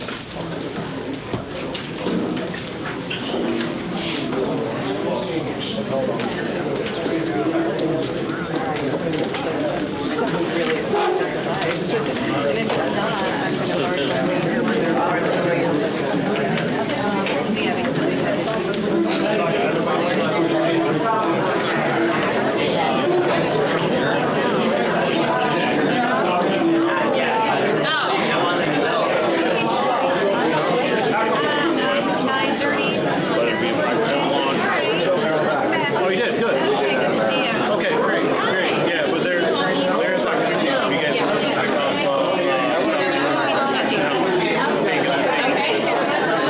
take a read, there's a bunch of stuff there that you guys probably I'll give it, I was gonna say, I'll give it to the kids, the Nina, and she can share with you, but there's a bunch of opportunities, comments. You got something you want to say? Get your ass up here. So you're gonna need, you guys got a small problem.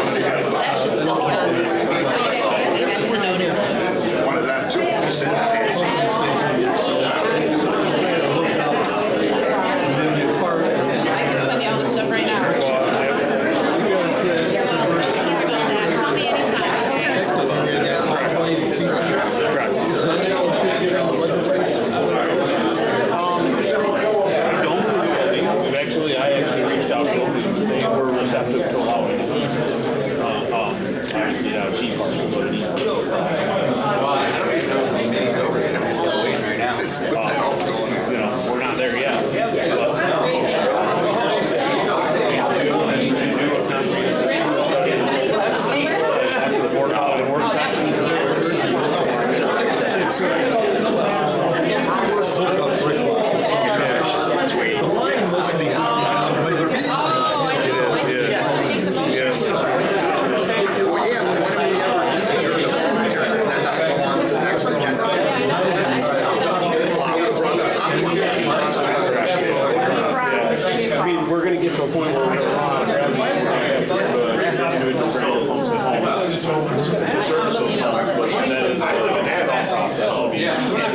We're bound by the spot sheet, you know. I know. From my standpoint. It's like there's a signboard since 1900. That's what happens when you're somebody who's never attended a meeting. Apparently, you don't have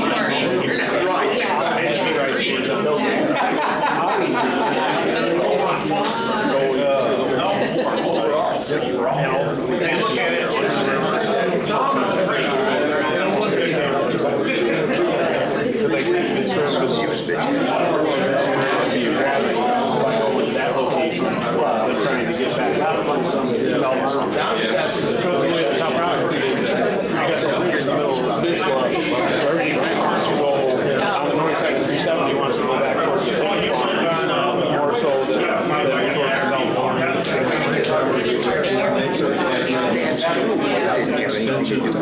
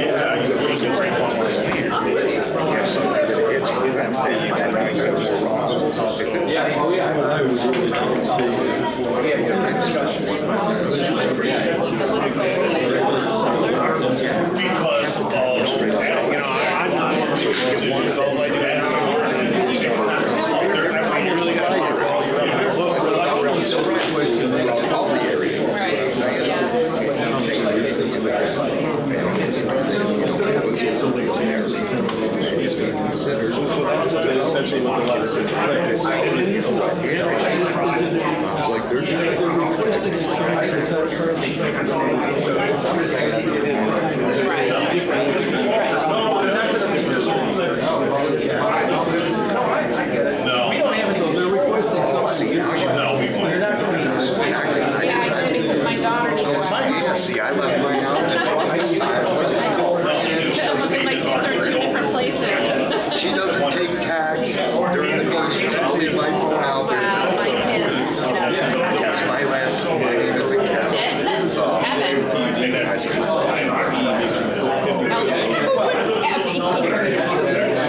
Right on this sheet,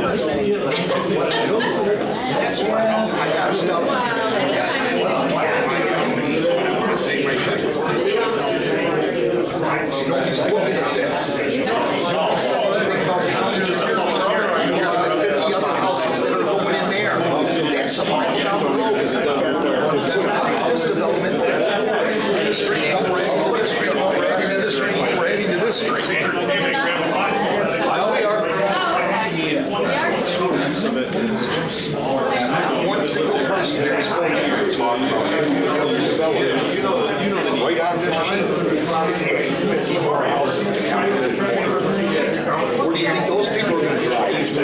The same road. So this should be dependent on what we build in the other ones that are already there. It's really hard. We'll just add another one. I suppose like this one buses and raise taxes. That's just what they make. No, I'm calling it.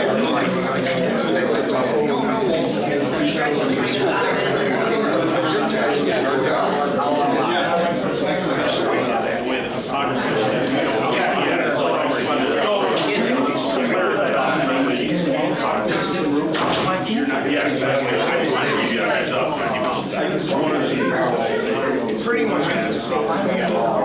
We got stuff where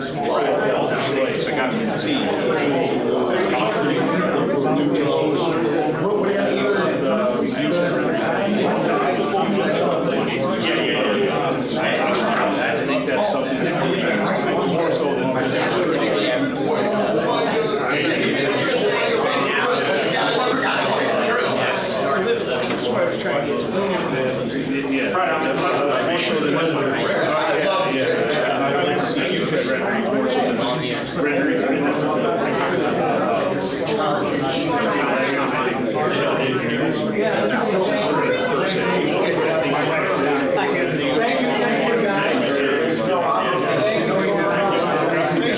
It's a process.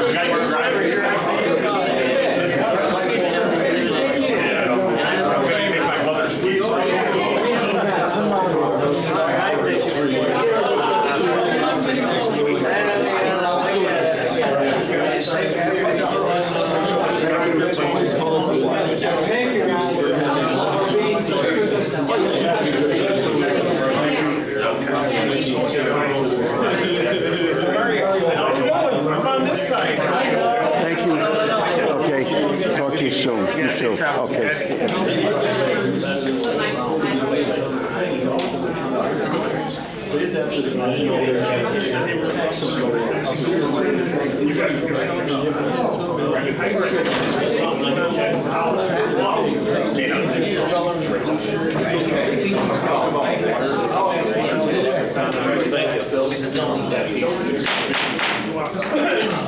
going to call the meeting back to order. So I needed a motion to adjourn the public hearing. All in favor?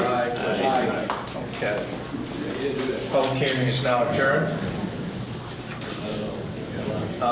We'll move on to, I guess we got somebody ready already. Citizens' comments. Okay, Fred Burge, Plainville Road, no particular order, just non-agenda items. Regarding the Mills Road Water District, in my opinion, 2 to 6 p.m. is too short of a period, even though there's only 20, 30 people voting. I think we can do 2 to 8 p.m. I'd like to see that extended for some of those people might work till 5, 6 o'clock at night and be working at the 2 p.m. start time. I think at least to 8 o'clock at night would be the right thing to do. Regarding Cowlington Point, it's just on the agenda, and I'll just use that as an example. So the new development, there's other developments in that corridor. So we're adding houses in Cowlington, might be adding houses in Malia Park or Brick Walk, and so that all adds to so it's not just this project by itself. So we got to think of the other projects that are out there and continue. So that, to me, that's compounding the traffic more.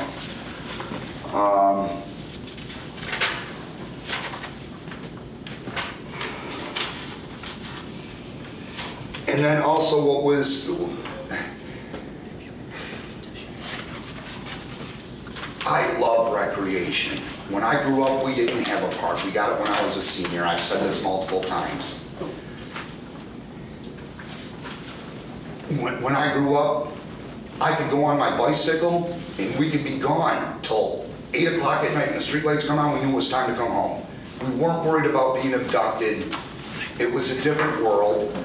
I think the world's kind of changed a little bit. And I like the ideas of interconnecting neighborhoods,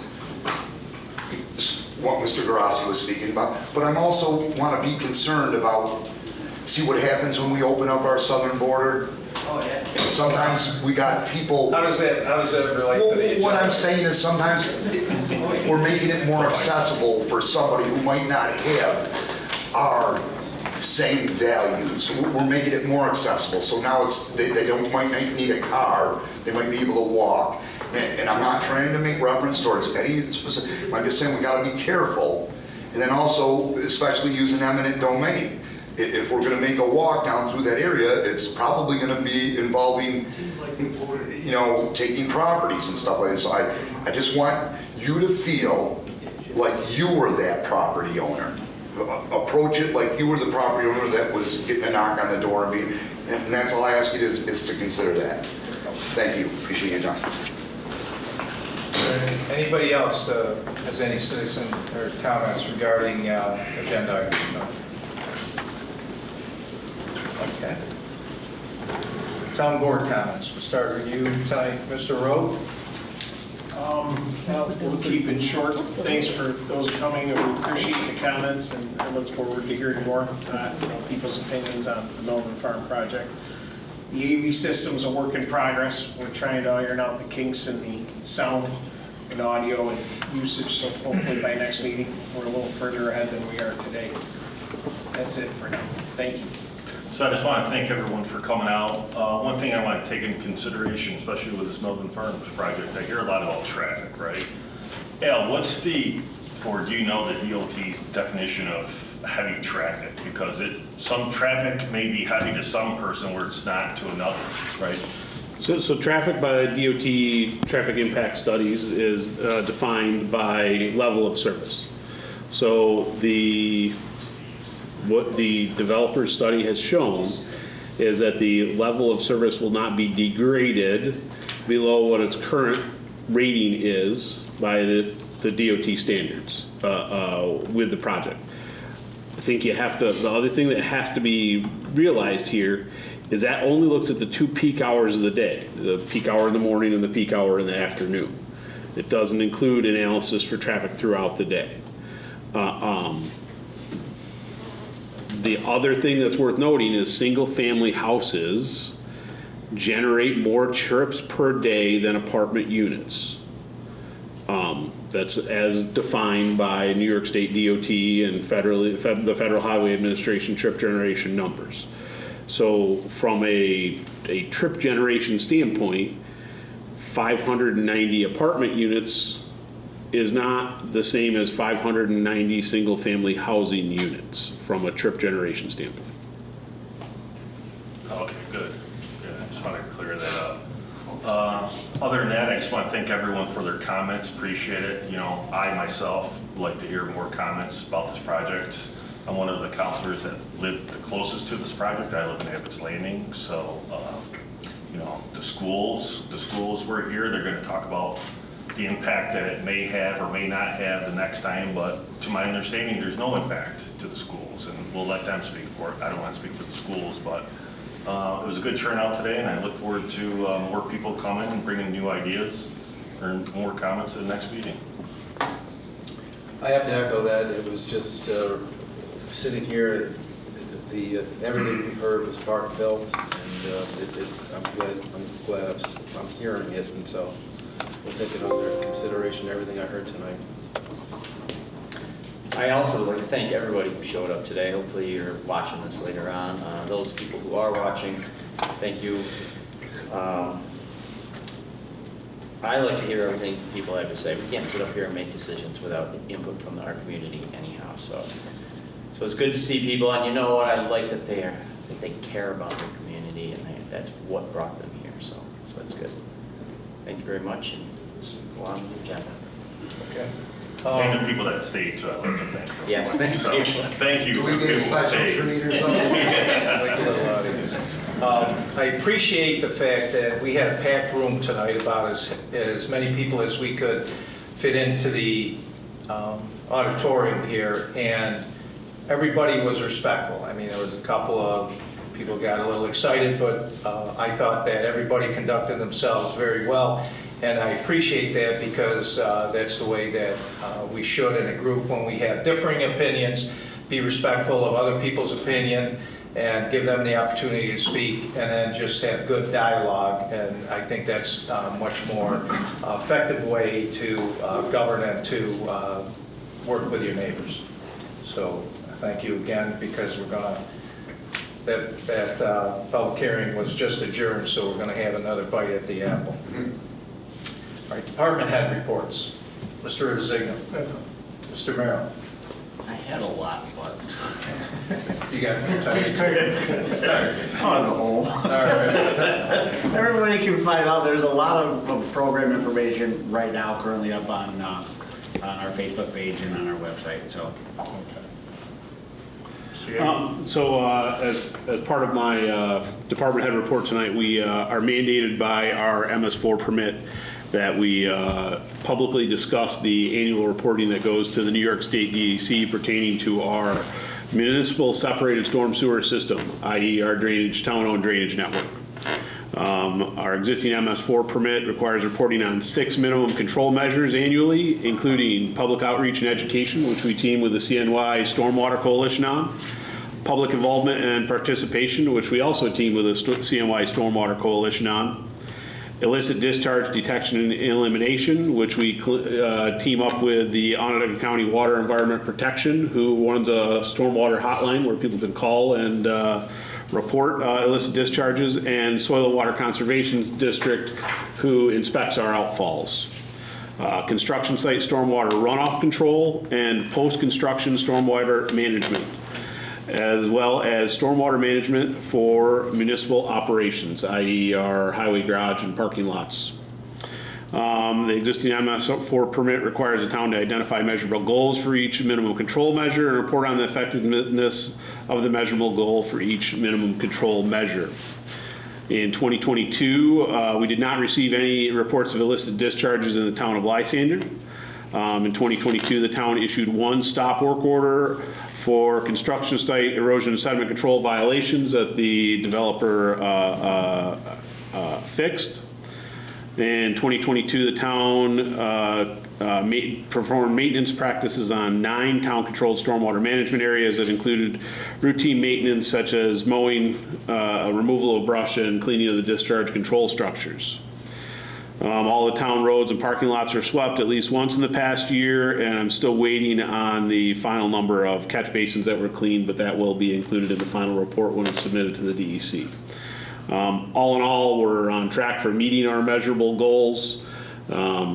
This will be the last year under this permit. A new permit has been mandated by the EPA and the DEC. The draft permit has actually been out for about 2 years, and it's anticipated to be adopted over the summer and implemented by the end of 2023. So there will be changes. There are significant changes in the amount of maintenance that will be required of our stormwater infrastructure. That's all for now. All right. If anybody has any questions, feel free to reach out. You know, it's as boring as it is, it's an important part of what we do here in the town. Would you email that to me, please? We're allowed to talk about sewers tonight. There was a letter that was submitted by someone who wanted it entered into the record for the public hearing. So I wasn't sure if I should read the letter or just... You don't need to read the letter, if you just want to comment on who sent it. Okay. It's a general tenor. Okay. So this is from Autumn Star, and basically she's against the project. To sum it up, she says more apartments are not what this community needs. Like more storage unit sites, they are profitable for the developer but not beneficial or attractive to the community. She goes on to say other things such as nothing is better for an area than home ownership. All the board members own homes, I'm sure they can agree. And then she wrote a few other things which I actually took offense to. She said people take pride in ownership, renters typically don't, plus landlords are known for not maintaining apartments. I'll put it on the website so you can all make your own assumptions on her letter, but basically she's against the project. Okay. Anything else? That's it? I guess it is. Yeah. Dina, were you also? Okay. Yeah, I'm sorry, I'm also, I'm just, it's been All right. a day. Then we'll move on to the regular agenda items. We have a motion to form the Mills Road Water District under New York Town Law, Section 12A, Special District Formation by order of the Town Board. A mandatory referendum shall be voted on Wednesday, July 19, 2023, from 2 p.m. to 6 p.m. in the Town Clerk's office at 8220 Loop Road. This resolution shall authorize the Town Clerk to submit the required documents as per Town Law, Section 194, Article 12, to the New York State Department of Audit and Control. I'll move that. I'll second it. Any discussion? Yeah, I would like to say. Yep, Quick. sure.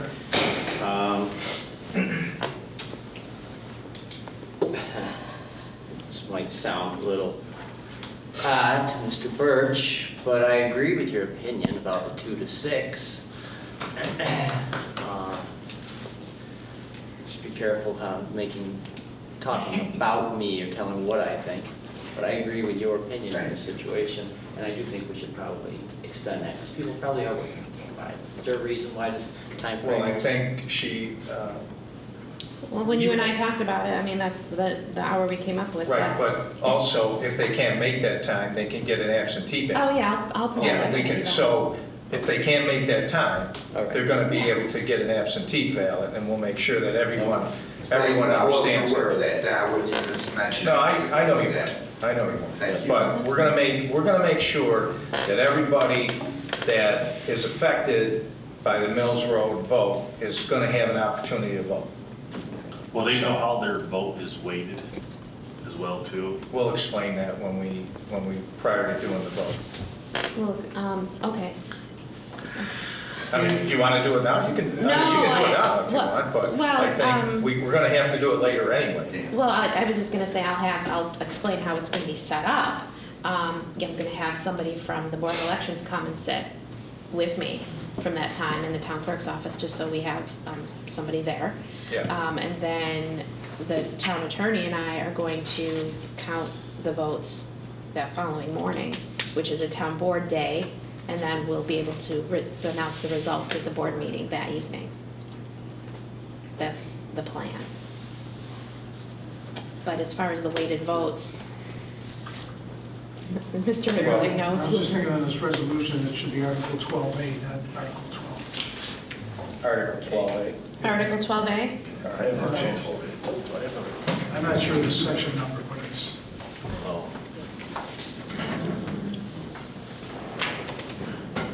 Town law, section 194, article 12A. You'd say in the last. 194?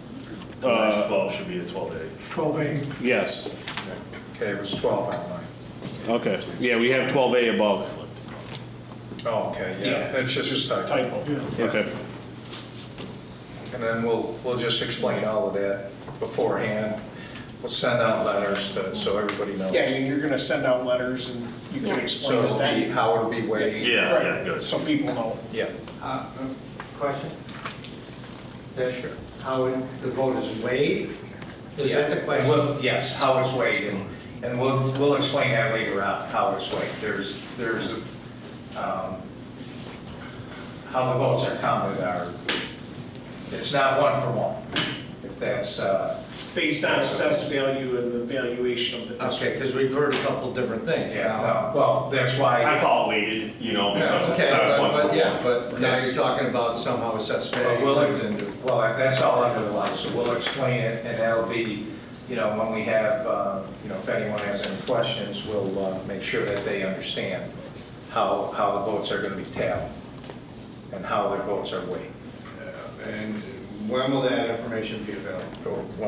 Prior to the vote being, July 19th is the vote, that's a very good day, that's my birthday. So John, everything, so Dina will send a letter to all the residents in the district that spells it all out for you and gives you contact numbers to call if you have questions above and beyond what's in the letter, okay? just so the board understands, in Article 12, excuse me, under the petition situation, petition's got to be presented by at least 50% of the people owning 50% of the property. Assessed value. The vote on the, just talks about a majority. So I'm not totally sure that on the referendum, they take into consideration, I'm going to find out, but if they do, we've got all that information anyway. Yeah. So if you come in to vote, and you have some, whatever your address is, we know what your address is assessed at. The only question was, if people asked, if there's two people that own a property, they both get a vote. So it's. And if there's a trust? Trust only gets one vote. You're right. Corporation gets one vote. What if there's more than one person on the trust? The trustee gets it. Trustee is, the trust is. Trustees in joint. Yeah, trustee gets the vote. It doesn't matter how many people are in the trust. The trust is like a corporation. I know what the trust is, but Okay, so there's only one owner, it's the trust. And the trust is controlled by the trustee. Okay, so, all right, I read that differently because my trust is joint tenancy, that kind of terminology. Joint Now, we're tenants. joint trustees. If there's joint trustees, then then both trustees will get a vote. Okay, all That right. means there's two trusts. That's an interesting can of worms. Okay, any other discussion? All right, all in favor? Aye. Any opposed? Any abstentions? Motion carried. May a motion authorize the release of a portion of an easement at 1677 South Ivy Trail. I'll second it. Any discussion?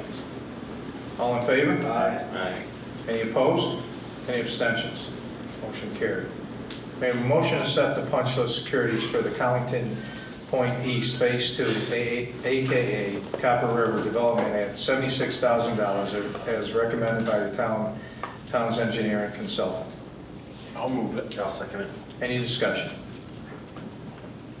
All in favor? Aye. Any opposed? Any abstentions? Motion carried. May I have a motion to set the maintenance guarantee for the roadway and utilities included in Collington Point East Phase 2, AKA Copper River Development at $109,250, 25% of the project value as estimated by the town's consulting engineer. I'll move it. I'll second it. Any discussion? All in favor? Aye. Any opposed? Any abstentions? Motion carried. May I have a motion to accept dedication of the roads and utilities included in Collington Point East Phase 2 subdivision. Roads included in this resolution at the town will remain from this date forward include the following. Stony Pond Way, length of .235 miles, from Chillingham Way to Chillingham Way. I'll move it. I'll second it. Any discussion? Al, everything's been done? Punch list of everything? We're in good shape. Ken's looked at the roads and didn't have any objection. Yeah, I asked Ken before he left. Yeah. He said nothing on his end. It's fine. Any further discussion? All in favor? Aye. Any opposed? Any abstentions? Motion carried. May I have a motion to set the punch list securities for the Timber Bank Section 3, Phase 5 and 6 development at $126,300 as recommended by the town's engineering consultant. I'll move it. I'll second it. Any discussion? All in favor? Aye. Any opposed? Any abstentions? Motion carried. May I have a motion to set the maintenance guarantee for the roadway and utilities included in Timber Bank Section 3, Phase 5 and 6 development at $190,758, 25% of the project value as estimated by the town's consulting engineer. I'll move it. I'll second it. Any discussion? All in favor? Aye. Any opposed? Any abstentions? Motion carried. May I have a motion to approve the following final budget modifications for 2022 as submitted by the town comptroller? Street lighting fund, part town, and general fund. I'll move that. I'll second it. Any discussion? Oh, I just have a question. Yeah. Are we gonna get like a end of year review as we had in previous years on the 2022 budget? Like where we ended up, like fund balance or, you know, the. I don't have it today, but, we can generate that, sure. Thank you. That's all. Any further discussion? All in favor? Aye. Any opposed? Any abstentions? Motion carried. May I have a motion to appoint Allison Starr to the position of part-time deputy clerk as needed in the town clerk's office with an hourly rate of $18.70, not to exceed 20 hours per week, effective May 19, 2023. I'll move it. I'll second it. Any discussion? All in favor? Aye. Any opposed? Any abstentions? Motion carried. May I have a motion to appoint Leslie Cartier to the title of Summer Aide as instructor of GEMS and Summer Camp at the hourly rate of $46 per hour. I'll move it. I'll second it. Any discussion? Yeah, I just want to make sure the public understands that the town is not paying $46 an hour, right? Evan, this is part of the tuition. It all comes out of the program registration. So it's a self-paying, the program pays for itself. 100%. Yeah. Any further discussion? All in favor? Aye. Any opposed? Any abstentions? Motion carried. May I have a motion to appoint Rainey Dottier to the title of Summer Aid as Instructor of GEMS and Summer Camp at the hourly rate of $46 per hour. I'll move it. I'll second it. Any discussion? All in favor? Aye. Any opposed? Any abstentions? Motion carried.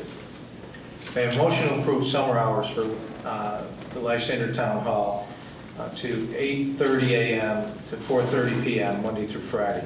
Town clerk's office will remain open 9 a.m. to 4:30 p.m. Summer hours will commence Tuesday, May 30th, 2023, and then September 4th, 2023.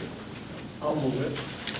I'll second it, but obviously 4:30 is the town hall, is it 8:30 to 4 p.m.? 8:30 to 4 p.m., correct. 8:30 to 4 p.m. and the clerk's office is 9 a.m. to 4:30. The front doors will remain open till 4:30. A lot of people come in after 4 to pay things, so we like to stay open. Any further discussion? All in favor? Aye. Any opposed? Any abstentions? Motion carries. I don't think there's any reason for an executive session. May I get a motion, may I have a motion to adjourn at 8:31? I'll move it. Okay, all in favor? Aye. Meeting adjourned.